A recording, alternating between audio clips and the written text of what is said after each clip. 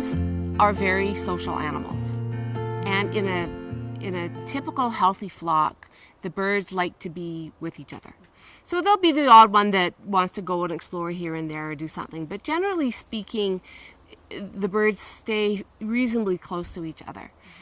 A healthy hen is inquisitive, she's got her head up, she's watching and looking and pecking, her feathers are nice and smooth, she's moving well. A bird who's not well from a health perspective tends to be much less mobile. They'll tend to go to an area and stay in that area.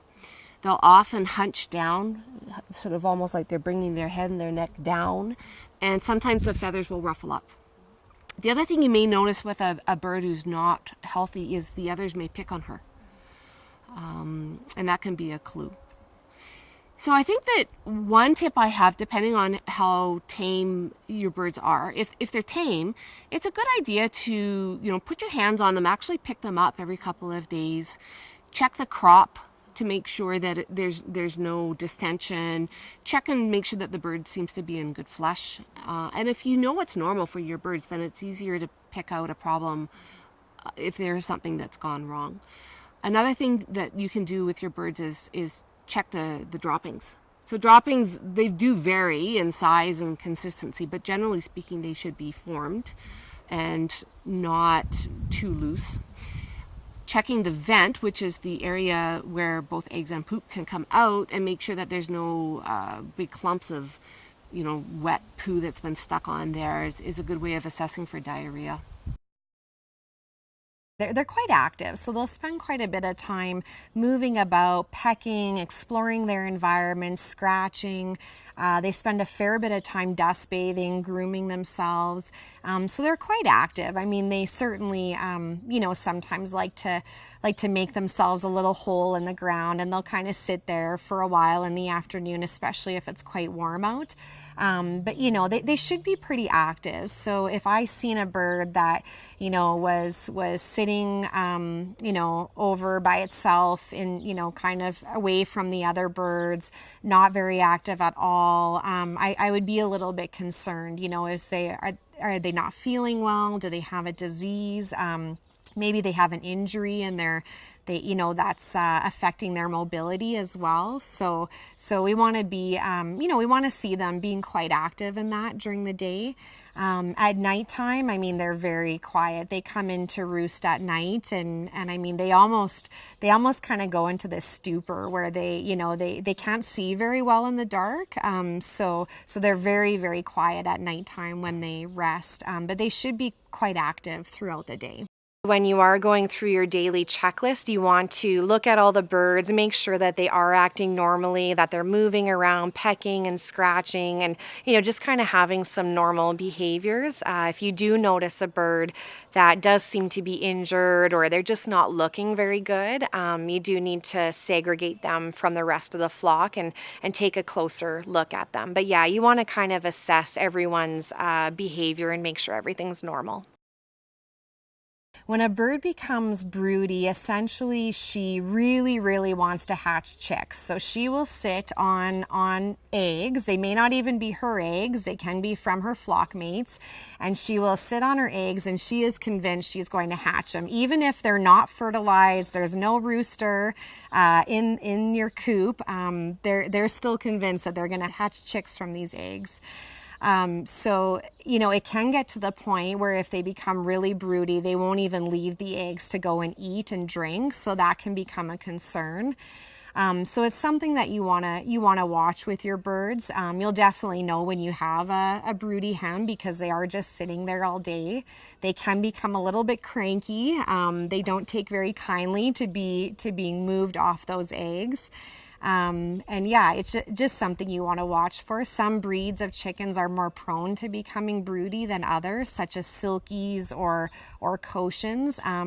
Other breeds that have really been bred for egg production, they've had a lot of that broodiness bred out of them, so they don't have a tendency to go broody as often as other breeds.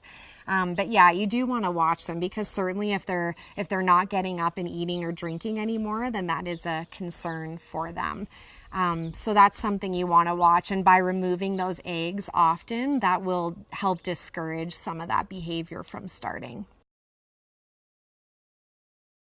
With pecking, the birds will naturally peck each other. That's how they explore their environment. It's not necessarily being aggressive. And some will happen in the flock hierarchy. So, the term pecking order, it does have a place here, right? They do have a very defined pecking order in the flock.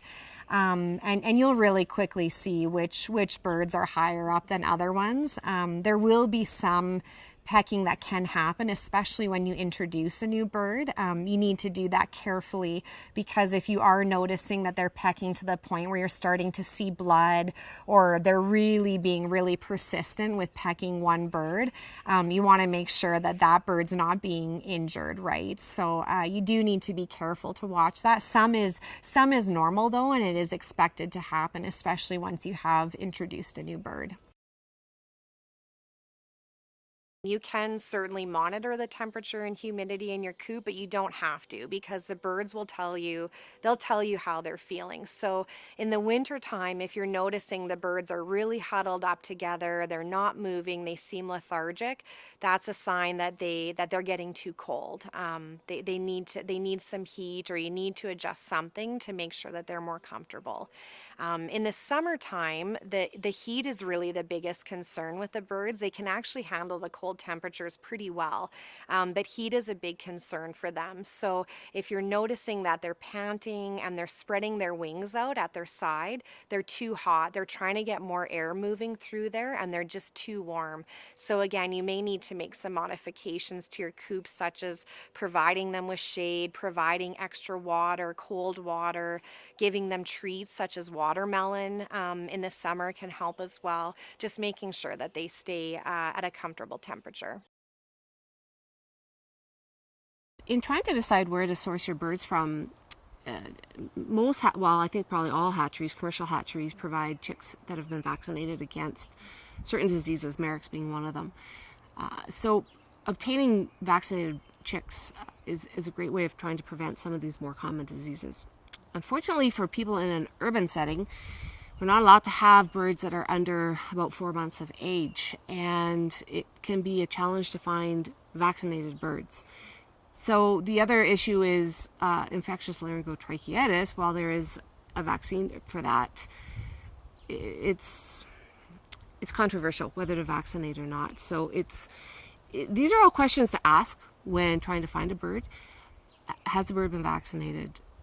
Has the existing flock or the source flock, shown signs of illness? Hoping that you'll get the right answer, the correct answer, and observing the birds as well to see if the source flock looks healthy.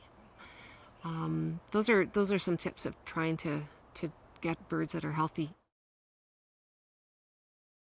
A lot of these viral diseases, there's a period before they show the clinical signs of being ill where the virus is busy spreading. So by the time you discover a sick bird, everybody else has probably already been infected. But the problem is with ILT especially, you can buy birds that look healthy that are carriers. So they may have had the virus, become sick, and then got better, but are still shedding the virus. I think if you have a sick bird, until you know what's going on and how sick that bird is, it's a good practice to separate it. So you may be protecting the rest of the flock if it hasn't spread already, but you're also able then to care or nurse specifically the bird that's sick. But in my experience, once a bird seems really sick, there's usually not a lot we can do to help them.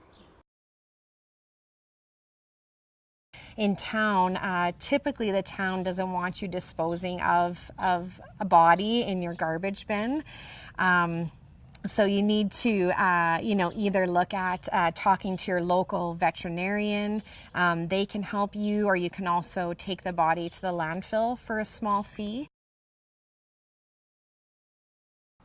There's certain things that we can do to help keep our birds as healthy as we possibly can. So good quality ration that's appropriate for the age of the bird.